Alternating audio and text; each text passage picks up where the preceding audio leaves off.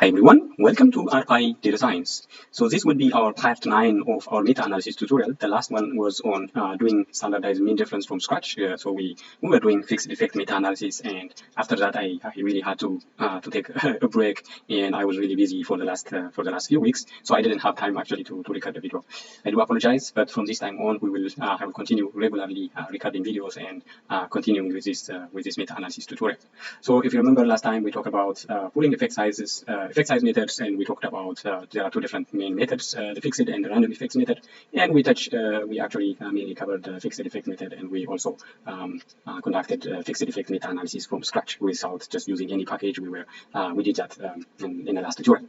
So today, so if you remember, so today actually I would like to continue from that, and that would be about random effects meta-analysis. And if you remember, the fixed effects model assumes that studies have the same true effect size, but that true effect size varies just because of the sampling error. That's the main assumption behind the fixed effects model. So, but in reality, their true effect sizes, they say it's different. You know, because of many different dimensions of the study, studies cannot really be homogeneous enough. So there will be heterogeneity. So we cover all of this. I will not go into this detail. So until the last, we were talking about how do we calculate the weight in fixed effect meta-analysis. It's just simply the inverse variance method in this case. So you simply take the inverse of the standard, the squared standard error. And once you have that, I think it's a weighted mean. The weighted mean meta-analysis is calculated by using the weighted mean formula, which we have already covered it in the last session. If you really want to have more practical idea on how to calculate this, then I would like to recommend to check the last tutorial. So today what I want to talk is the random effects model. Remember this, it's plural, it's not random effects model. Sometimes people make errors in publications. It's mainly, it should be written under random effects model. This is, don't forget, if you write in your paper, you should not make this error. So if you remember, fixed effect assumes all our studies are part of a homogeneous population. It assumes that it's the effect sizes they come from a homogeneous population, and the variation, if any effect size variation exists, and that is it assumes that is mainly due to the sampling error. And this is too simplistic. This is very simplistic approach. In many real-world setting, there are differences, there are variations. So heterogeneity is really a common scenario. So this is too simplistic, and it's really unrealistic that studies in meta-analysis are always homogeneous, and this can't really happen. So it's an unrealistic method of calculating pooling effect sizes. As usual, studies often vary in many dimensions, many characteristics, such as geographical location of the study, and that means with the geographical location, many things comes from geographical location. You may think about the culture, the way people eat. If you are talking about, for example, effect of some kind of nutrition intervention, so people they have different cultures. So the outcome measure may be different. One may measure dietary diversity in some kind of measurement, and the other one may measure differently. So there is heterogeneity, obviously, and the type of treatment dose. One may give the dose in maybe 200 milligram per day, and the other one may give 500 milligram per day, maybe twice a day or 3 days, and this differs. And the duration of the treatment, one may give antibiotic for 7 days, the other randomized intervention may give only 5 days, and see which antibiotic is effective in treating some kind of disease. So there is obviously wide dimensions of heterogeneity, and this cannot be catched by using this too simplistic approach of fixed effects model. So that's why we need the random effects model. As our assumption our observation in random effects model tells us there is considerably high between study heterogeneity in the true effects. So we should expect there is a high heterogeneity, between study heterogeneity.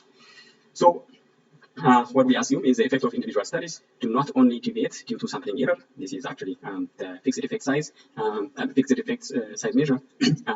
So it's not only sampling error alone, but there is also another source of variance, and this other source of variance should somehow be modeled or should somehow be measured. And if you remember, so we have seen this is how the fixed effect size, the fixed effect meta-analysis tells us. So you have the true effect size, and you want to measure that true effect size by this observed effect size plus the sampling error. That's what the fixed effect meta-analysis model tells you. But if you want to to extend this to random effect meta-analysis, you need to have other additional source of heterogeneity or additional source of variance. So you have to add another variance, and that will be assumed like this. So this will be, if you replace this one with mu, so you have the true effect size that you aspire to measure, and you are measuring it with this mean, and but that will come with additional source of variance, which means this is a sampling error plus another source of variance. That will be the random effect size. The random effects meta-analysis. So if you extend this formula, so that will be the mu plus the additional source of variance plus the sampling error, and that will be the actually the formula for random effects meta-analysis. So as we can see, the observed effect size that we are aspiring to measure is deviating from the pooled effect size mu because of two error terms, and that will be the zeta, that means additional sort of variance, plus the epsilon, and that's the sampling or the sampling variance. So how do we estimate this? The big question now is we know how to estimate the error, that will be the inverse variance, but how do we estimate this one? This is our main question. This is the zeta, the additional source of variance. This is we need to see how we measure that. We have to model it by statistical approximation to measure this additional source of variation. And that's pretty obvious, as you have seen from our previous tutorial. We have seen the way it is calculated by the inverse variance. That means 1 over standard error plus this additional variation plus the standard error, and that will be this is already the standard error plus the additional source of variance, and that's called tau square. You have to find a way. We already measured the inverse variance, the standard error, but on top of that, we need now the additional source of variance, and that's tau square. And this tau square, once you get your tau square, as usual, it's a simple pooling method. So you use the same pooling method that we have seen earlier, but you need this value to calculate the pooled random effects result. But the question now is, how do we estimate this tau square value, this additional source of heterogeneity or variance? There are many different methods.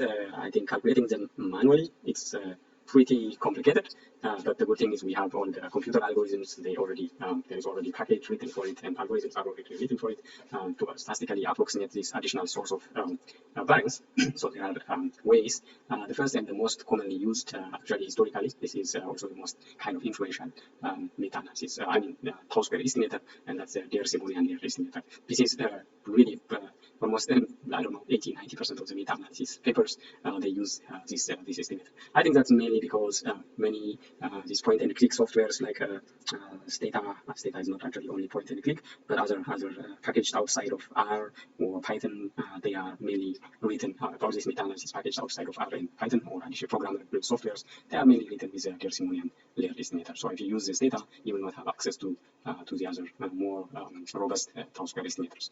So if your aim is to reproduce the results that others have already measured and reported in the paper, then you will have to use this Simonian layer estimator. Otherwise, this Simonian layer estimator evidence or literature has already shown that this is a biased estimator. So it's not really a very good approximation of tau square.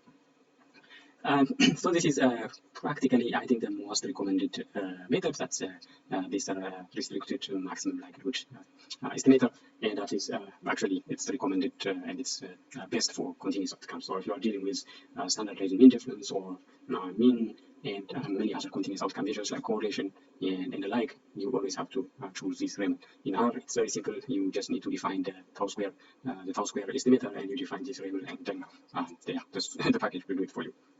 There are other methods, the Paul-Mandel method, that's also recommended actually for binary outcomes, but there are also other not really very commonly used methods, the empirical bias and the Siddiq-Junkan method.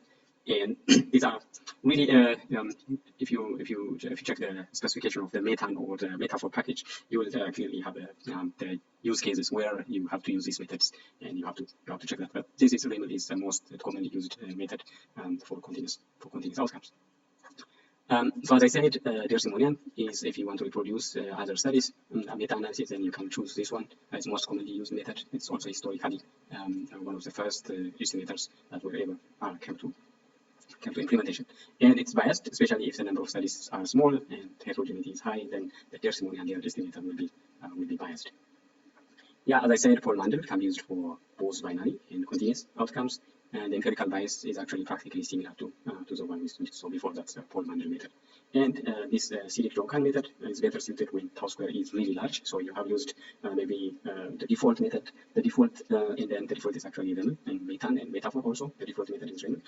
So if you notice that the tau square value is really exceptionally large, then you have to switch your tau square estimator to Seelig-Jonkan. So as I said, if you are continuous, you have to use the Riemann, and if it is binary, Vollmander. If you want to reproduce the result of others, then you have to use the Simonian method. And if the heterogeneity is exceptionally high or is very large, then you just choose Seelig-Jonkan method of tau square estimator. And there are the formulas. How do we calculate these tau square values?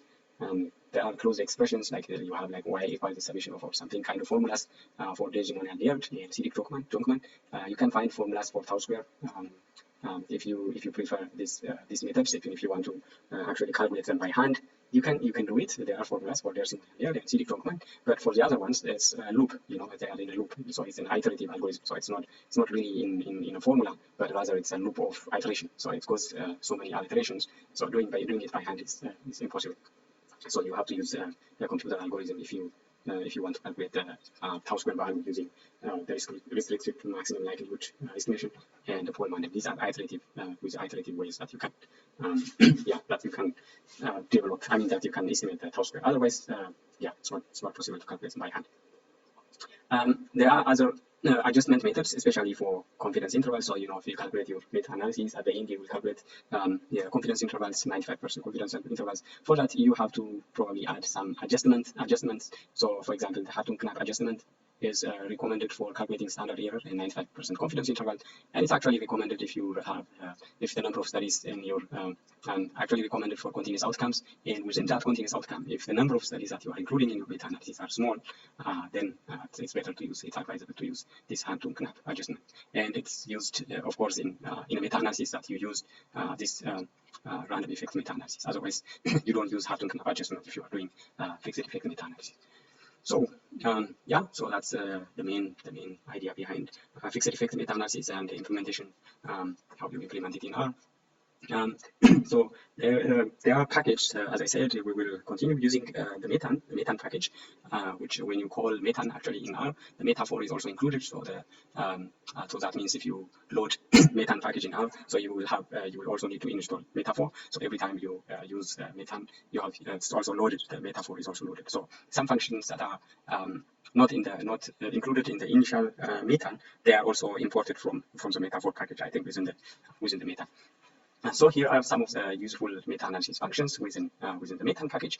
So that means if you are using uncalculated effect size, that means uncalculated in a sense that you are not calculating them by hand, they are reported. If you are just using the reported effect sizes directly, and the other one is like you pre-calculate them. Sometimes you may have like for example, if you calculate the unadjusted odds ratios, sometimes you may have simply the number of exposed and the number of unexposed group, and disease in an exposed and disease in unexposed, and then you may not have the odds ratio. So if you have that kind of data, you have to calculate the odds ratio by yourself, or if you can also have like a mean difference. Maybe studies may report the mean difference in experimental group and the mean difference in control group, and they don't tell you the effect size. So that means in that case you need to pre-calculate it. So you need to calculate them by hand. So that's a pre-calculated effect size. So if you have uncalculated and pre-calculated, so for pre-calculated you may have binary outcome and continuous outcome. So for binary you may have incidence rate ratio, proportion, and rate. Odds ratio and risk ratio, these are actually the most common ones. If you have odds ratio, you have meta-bin odds ratio and risk ratio. You use the meta-bin function. Then if you have incidence rate ratio, that means you need the meta-inc function. For the proportion, meta-prop. These are actually very memorable names. Because really I like this Meithan package is because the name of the functions are really easily memorable. So if you do for the continuous outcome for uncalculated, that means it's directly reported from the papers. You don't calculate the correlation by your hand, so that means you use metacore, this metacore function. If you want to calculate the row mean meta-analysis, that means you do meta-mean, and the other one for mean difference and standard mean difference will be meta-quant. We have already used that in the previous tutorial, and that will be meta-quant. And the same is true for pre-calculated. We have binary and continuous, but if you pre-calculate them, you use this metagen function. I think metagen is generate because you generate the effect size by your calculation. So you use this metagen function. Actually, this could be better if we see this interactive kind of plot. So if you do uncalculated and if you are doing the binary, So that means you have this kind of so odds ratio, beta bin, proportion, we have beta prop, risk ratio, beta bin, the same beta bin, like odds ratio, and rate is meta rate. So if you are calculating, pulling the meta analysis, pulling the rates, then use meta rate. And we can go back to continuous, so we can see, yeah, and then for the pre-calculated measures, so the pre-calculated ones, we don't worry about yeah, so anything. What matters most is pre-calculating the effect sizes, the reported effect size. You may have reported effect sizes, then from the reported values, you have to pre-calculate the effect sizes that you want to put together. Yeah, so that's all for today. In the next session, we will go more in a practical aspect of random effect meta-analysis. Until then, yeah, enjoy meta-analysis, and I hope yeah, you'll continue supporting this channel. Maybe you can comment on it, or like the video, or share it to others so others can come and see it. Yeah, that encouraged me to do more. Or you can also suggest me like a video, like an idea to make a video of anything that you come across and you want me to do it. Thank you.